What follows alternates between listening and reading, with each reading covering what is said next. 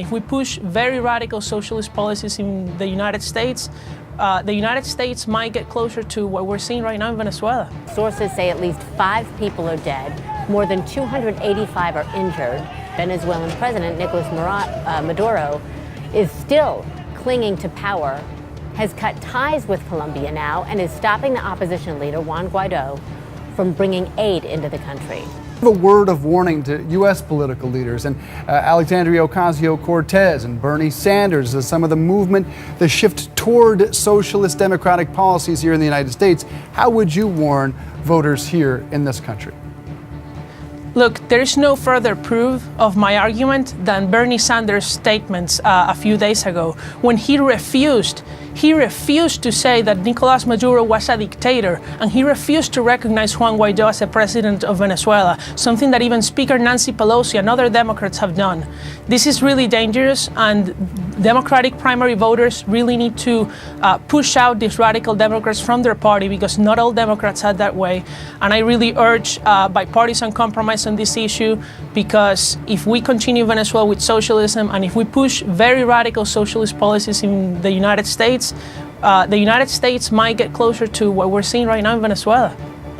When I talk about democratic socialism, I'm not looking at Venezuela, I'm not looking at Cuba, I'm looking at countries like Denmark and Sweden. Sweden is not socialist because the government doesn't own the means of production. To see that, you have to go to Venezuela or to Cuba or North Korea. People who earn below average income pay up to 60% in taxes. This is the dirty little secret about the Swedish tax system. We don't take from the rich and give to the poor. We squeeze the poor because they are loyal taxpayers. The promised aid convoy arrived in a huge crowd, intent on pushing through. He jails and tortures thousands of political prisoners, including some of the people that you have met on this very show, uses intimidation tactics, and courts bad guys like drug traffickers and Hezbollah terrorists. This is a man that manipulates elections by threatening to withhold basic human necessities like food. Bernie Sanders, he refuses to admit that he's a dictator. So far, the main flashpoint has been the bridge which connects Venezuela to Colombia. Saturday, the Venezuelan National Guard scattered protesters with tear gas and rubber bullets, and nearly all trucks carrying supplies were either blocked or burned. We know what socialism does, we know. And we know what Chavez and Maduro have done.